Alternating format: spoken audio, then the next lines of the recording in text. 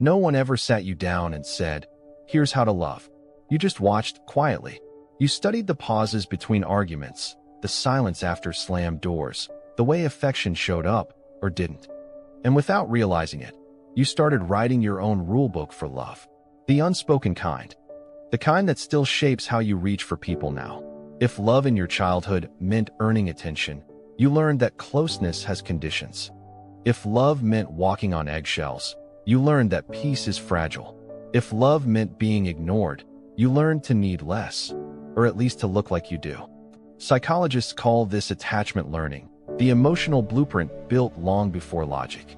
It's how your nervous system decides what safety feels like. And even as an adult, you don't outgrow those rules. You just repeat them, hoping this time, love will rewrite them for you. Have you ever wondered why you pull away when someone gets too close? Or why you chase what hurts, even when you know it will? That's not irrational.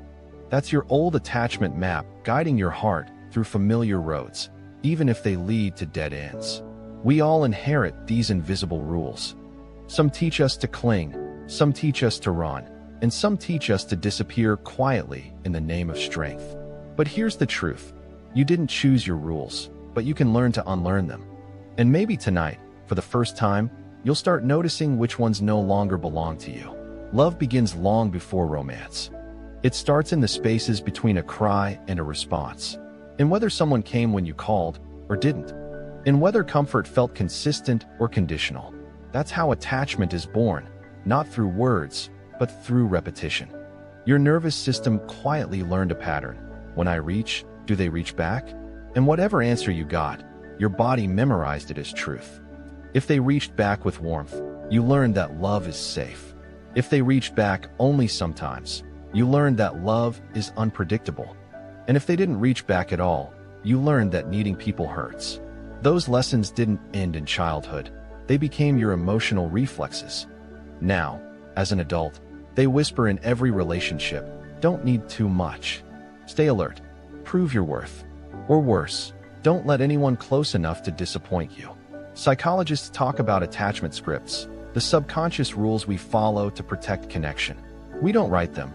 They're written through experience. But they run our lives, from how quickly we text back, to how we interpret silence, to how we brace for love as if it's a test. So ask yourself, when you feel someone pulling away, do you chase or do you retreat? When someone loves you gently, do you trust it or look for what's missing? These aren't flaws. They're old rules still trying to keep you safe. But safety built on fear isn't safety at all. It's a cage that looks like love. You carry those rules quietly, not written on paper, but etched into your nervous system. They decide how close you let people come, how long you stay, how deeply you trust. If your rule was, love disappears if I'm not perfect, you became the overthinker, constantly checking if you've said too much, given too little, become too much. If your rule was, love means chaos, you mistake intensity for connection. You crave the highs and brace for the lows, because your heart confuses calm for emptiness.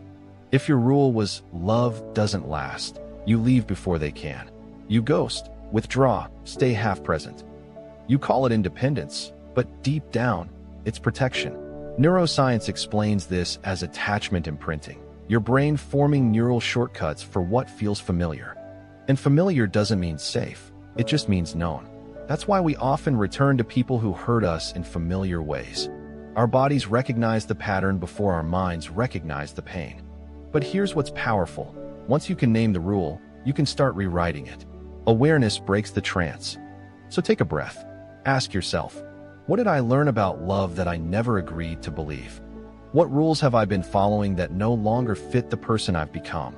You can't unlive your early lessons, but you can update them. You can teach your body that safety now looks different, softer, slower, not earned, but allowed. That's how the healing begins, when love stops being a performance and starts being a place to rest. Every relationship you enter becomes a mirror, reflecting the rules you didn't know you were following. The same arguments, the same fears, the same ache of being too much or not enough.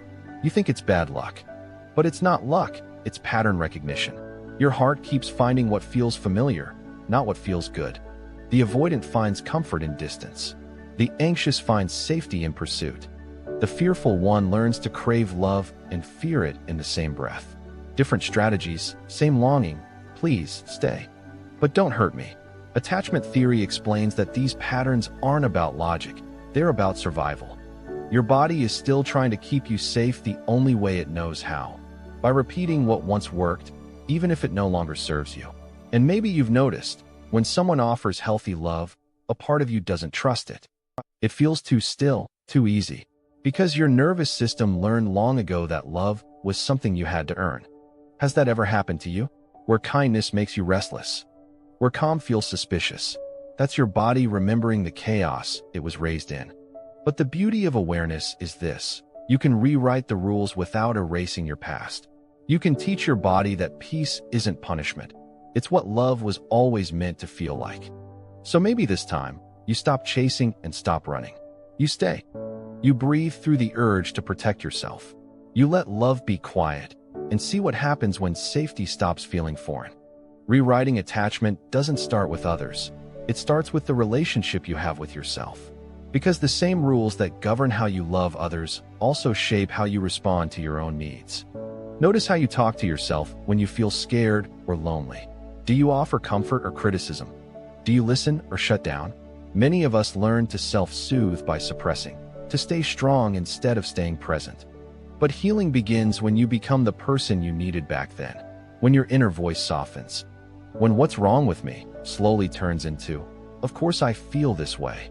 This is what psychologists call earned security, when you consciously create the stability your past never taught you to expect. It's not perfection, it's repair. And every time you practice it, you're showing your nervous system that safety is learnable. Try this gentle exercise. When you feel the urge to pull away or over-pursue, pause. Put a hand over your heart. Say, "I don't have to earn love. I just have to stay honest." Feel the weight of those words. They're not affirmations, they're reminders.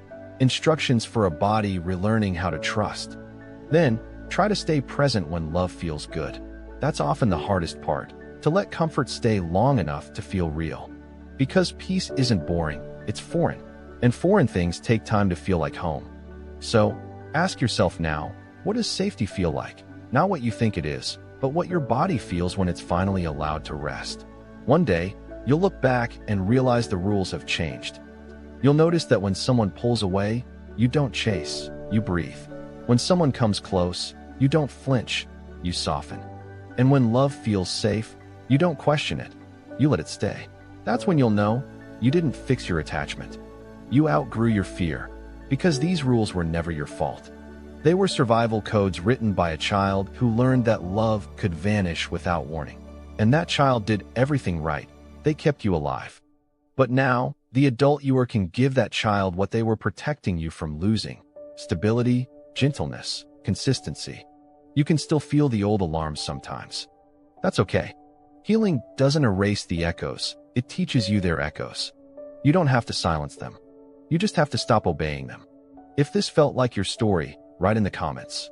What's one rule about love you're finally ready to rewrite? What new rule would you teach the next version of you? Maybe something like, "I can be loved without earning it." Or, "Closeness doesn't mean danger anymore." Before you go, share this quietly with someone who's learning how to love safely again. Because that's the beauty of attachment. It's not fixed, it's fluid. And every time one person heals their pattern, someone else learns it's possible. You are not bound by the unspoken rules. You're the author now. Write yourself something gentle,